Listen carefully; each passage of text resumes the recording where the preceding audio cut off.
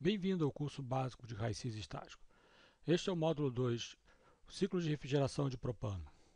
Neste módulo, nós vamos aprender como o raio-x utiliza o gerenciador de grau de liberdade para tornar as simulações muito mais interativas. Então vamos começar o nosso exemplo iniciando um novo caso. Então, no menu File, New, Case. Nós vamos construir um ciclo de refrigeração de propano. Assim, na lista de componentes, nós vamos incluir apenas o propano. Então, vou selecionar o propano aqui, com o botão Add, trazer para a minha lista de componentes. O próximo passo é escolher um pacote termodinâmico. Então, eu vou selecionar aqui no painel à esquerda, Fluid Package, e vou adicionar um novo pacote termodinâmico. Add. Neste caso, como esse módulo vai ser utilizado em módulos futuros, eu vou escolher, não porque seja melhor, mas sim por uma questão de conveniência, eu vou escolher o Suave-Hurwitz-Kong, que também é uma equação de estado. Então, selecionar SRK, os outros parâmetros vamos deixar como default, e pronto, nossas bases da simulação estão prontas. Podemos ir então para o menu, para o ambiente da simulação, Simulation, e vamos construir então o nosso fluxograma. O ciclo de refrigeração de propano é muito simples, né? Vamos adicionar uma corrente material. Essa corrente material, ela se destina a uma válvula. O ciclo de refrigeração de propano se baseia no efeito Joule-Thomson. Então, por isso, nós vamos adicionar aqui uma válvula. Em seguida, após a válvula, nós vamos inserir aqui um heater. Embora seja um heater, ele vai representar, na verdade, um chiller. Vocês podem interpretar como sendo um trocador de apenas um lado. E depois desse chiller, nós vamos inserir então aqui um compressor. E finalmente agora um condensador, um cooler. É muito importante que sejam escolhidos o heater para representar o chiller e um cooler para representar o condensador, porque mais tarde essa simulação vai ser utilizada em outra simulação. Então, para que a comunicação seja feita corretamente, nós precisamos inserir aqui um heater. Bom, agora eu vou mudar o nome desses equipamentos.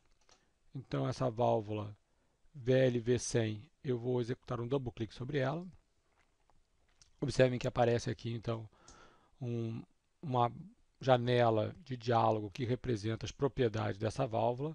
Eu vou trocar o seu nome, JT,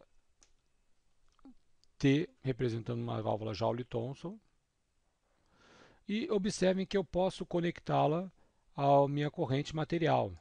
Eu posso simplesmente escolher aqui nesse campo Inlet 1 e em Outlet não existe nenhuma corrente ainda, eu vou digitar o número 2. Muito bem, Enter. Observe que ele já criou a corrente número 2. Eu vou fechar a janela de propriedades dessa válvula. Então, nós temos aqui a primeira conexão. Essa é uma das maneiras, entre muitas, que vocês podem utilizar para conectar uma corrente a um equipamento. Bom, para melhor dispor os equipamentos espacialmente dentro desse fluxograma, eu vou rotacionar essa válvula Joule-Thomson. Então, para executar uma rotação em 90 graus, eu vou utilizar no teclado a tecla 1. Certo? Já rotacionou. Agora a gente pode dispor melhor os equipamentos. Eu vou precisar também rotacionar essa corrente número 2. Eu vou executar então a tecla 1. Muito bem. E vou alterar aqui a posição do tag desse instrumento.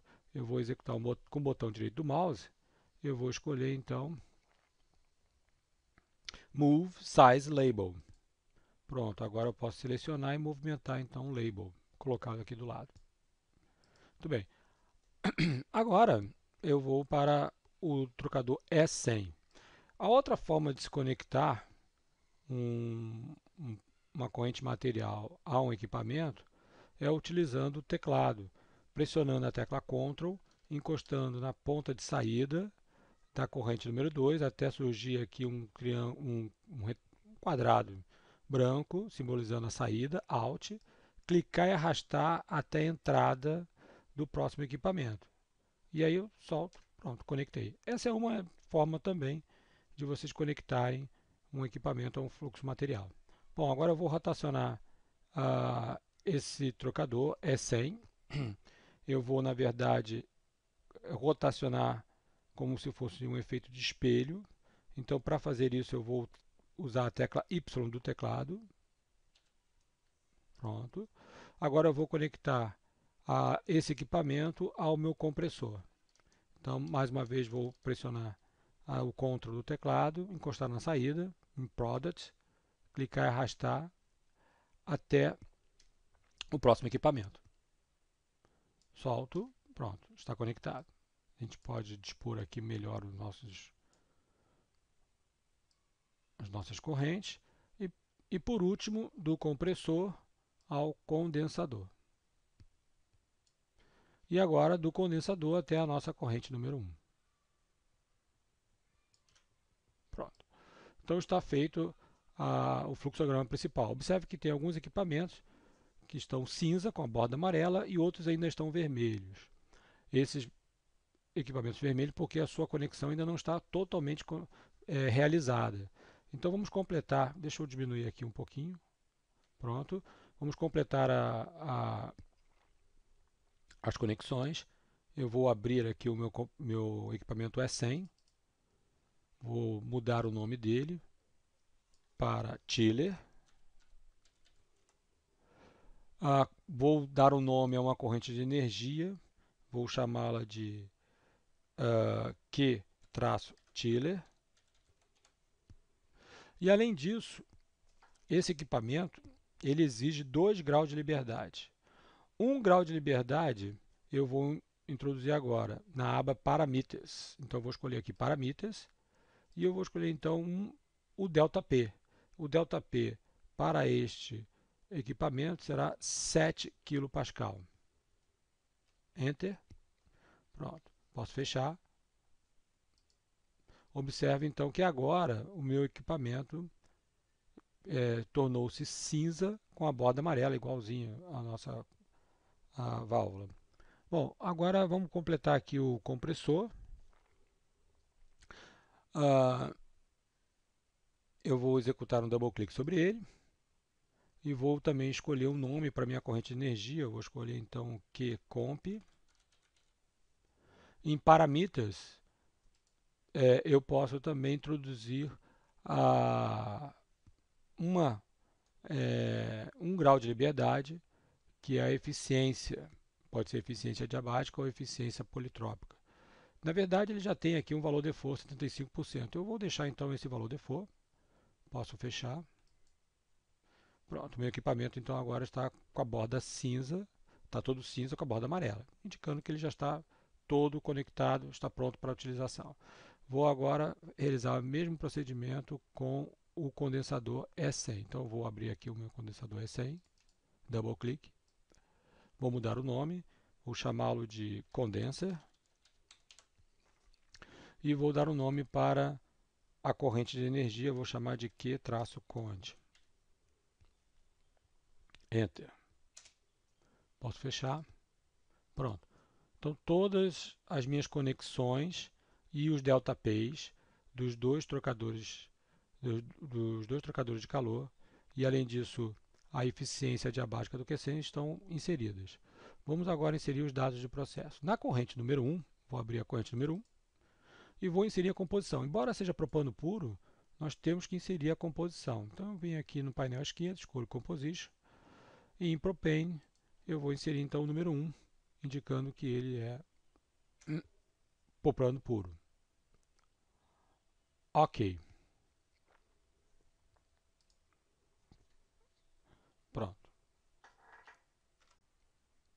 Bom, está faltando apenas aqui um ΔP do condensador. Vamos abrir aqui a janela de propriedades do condensador e na guia Design Parameters vamos escolher o ΔP. Vamos escolher então 35 kPa. Pronto. Então agora sim. Já inserimos a composição da corrente número 1 e observem que o gerenciador de grau de liberdade do RaiCys, ele já informou todas as correntes que estão conectadas que trata-se de propano puro. Então eu vou abrir aqui a corrente número 2, em Composition, está lá, propano puro. Na corrente número 3 também, e assim por diante. Então todas as correntes, onde for possível, estão informadas de que trata-se de propano puro. E esse é o papel do gerenciador de grau de liberdade. Ele a todo instante está avaliando os nossos dados de entradas e, onde for possível, ele vai fazendo os cálculos necessários, pertinentes, e transmitindo a informação, tanto para frente quanto para trás. Então, para completar nossa simulação e observar também o gerenciador de grau de liberdade atuando, nós vamos fazer o seguinte: eu vou fechar aqui minha paleta de operações unitárias e vou abrir o meu workbook, porque de lá nós vamos visualizar bem todo esse efeito. Então eu venho aqui em Home, Workbook. Então o Workbook é uma interface semelhante à de uma planilha eletrônica, onde nós podemos ver aqui as correntes e os seus dados de entrada. Nós também podemos tanto visualizar os dados como entrar os dados aqui também. E essa planilha, esse workbook, ele é inteiramente customizável, ele é personalizado. Então, também para exemplificar a atuação do gerenciador de liberdade, eu vou colocar aqui nessa lista, que já tem aqui algumas propriedades, eu vou adicionar a entalpia específica. Então eu venho aqui na guia Setup. Observem que agora eu vou configurar a aba Material Stream. Ela já contém todos essas variáveis. Eu vou adicionar mais uma, então eu vou escolher aqui o botão Add. E aí então eu vou escolher Molar Enthalpy. Entalpia molar. Ok, já foi adicionado, posso fechar. Então agora eu também estou visualizando a entalpia molar. Então agora eu vou adicionar os dados. E observe que à medida que eu for introduzindo os dados, ele já vai realizando os cálculos. Então o primeiro dado que eu tenho é na corrente número 1. Eu sei que a fração vaporizada molar ela é zero, ou seja, trata-se de líquido saturado. E a temperatura é 50 graus Celsius. Imediatamente, observe que ele calculou a entalpia molar e a pressão de saturação, executada pelo flash. E mais, ele também identificou que a corrente número 1 e a corrente número 2 estão conectadas via uma válvula, a válvula é isentálpica, assim a entalpia da corrente número 2 também é a mesma entalpia da corrente número 1. Pronto. Além disso, ele sabe que o condensador possui um ΔP de 35 kPa, então ele calculou para trás, back calculation, somou a essa pressão calculada, 1739, 35 kPa e encontrou então a pressão na corrente número 4, 1734 kPa. Agora, nós vamos introduzir nossa segunda informação, que é da corrente número 3. A corrente número 3 eu sei que ela é vapor saturado, então a fração vaporizada 1, e a temperatura é menos 20 graus Celsius. Observem que ele calculou a pressão de saturação e, pelo um cálculo para trás, sabendo que a corrente número 2 e a corrente número 3 estão conectadas via o chiller. O chiller possui um ΔP de 7 kPa, então ele somou 7 kPa e encontrou a pressão em 2. Então está aqui, 250 kPa. Ora, com a pressão, com o conhecimento desse valor e o conhecimento também da entalpia molar, ele executou o quarto tipo de flash, que é o flash pressão-entalpia. E assim ele encontrou a temperatura e a fração vaporizada.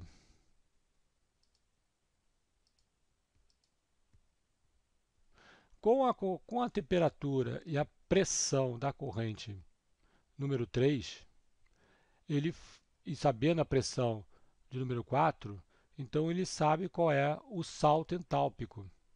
Então, como a corrente número 3 e número 4 estão conectadas via o compressor, ele sabendo o salto entálpico, foi possível então calcular a temperatura e os outros dados intensivos dessa corrente. Então, observe que praticamente todos os nossos dados estão completos. O que está faltando aqui? Apenas uma informação uma informação a respeito das variáveis extensivas, que é aquelas que dependem da vazão. Bom, na verdade, essa simulação, o propósito dela é servir como subsídio para outras simulações. E a conexão ela vai se dar via esse corrente energética aqui, que é Tiller. Ela está aqui para, na verdade, esse ciclo de refrigeração de propano, ele existe porque ele vai retirar calor de alguma corrente de processo. E a retirada dessa energia vai ser por meio dessa corrente que é Tiller. Então, eu ainda não vou fazer essa conexão, mas somente para realizar o cálculo, para demonstrar o cálculo, vamos inserir aqui um valor provisório de Tiller, que seria, por exemplo, 1 milhão, 1 elevado à sexta, kJ por hora. Bom, com a carga térmica, então, conhecida, e ele saber a entalpia tanto da corrente número 3 quanto da corrente número 2, ele foi possível, então, calcular qual foi a vazão de propano. Então, a gente sabe que para retirar 1 milhão de kJ por hora, nós vamos precisar, então, de uma vazão de propano de 107,7 kmol por hora.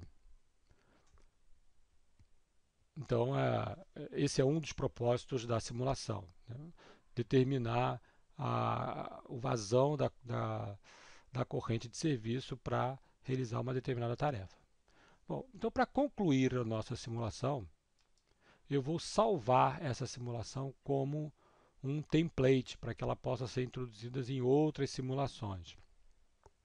Mas para fazer isso, eu vou deixar em aberto essa corrente Tiller, porque é por aqui que então vai vir a informação de quanto de energia eu preciso retirar do fluido de processo. Então, em Tiller, eu vou apagar esse valor, ele foi apenas provisório, foi só para demonstrar o cálculo. E agora eu vou salvar essa simulação como um template. E aí então vai se tornar disponível para que a gente possa utilizar em outras simulações. Então nós vamos aqui em Customize. E em Customize nós vamos escolher o item Convert to Template. Bom, o RaiSys então exibe uma caixa de diálogo questionando se tem certeza que deseja converter esse caso de simulação em um caso de template. Nós vamos escolher sim. Ele pergunta antes se eu quero salvar a simulação. Observe que eu não estou salvando o template, eu estou salvando a simulação. Seria prudente nós salvarmos a simulação sim. Então eu vou clicar em sim e vou dar um nome para esta simulação. Vamos salvar como ciclo de refrigeração de propano. Salvar. Sim. Vamos salvar aqui então. E agora observem que essa simulação foi convertida em um template. Então, eu ainda não salvei o template, eu salvei a simulação. Para salvar o template, então nós vamos usar aqui o disquetinho ou Ctrl S, Save. Observe que agora eu estou salvando o template case, não estou salvando a simulação, estou salvando um caso de template, e vou dar o mesmo nome. Então é ciclo de refrigeração de propano. Ele vai salvar então o template. Muito bem. Com isso nós encerramos o módulo 2 até o módulo 3.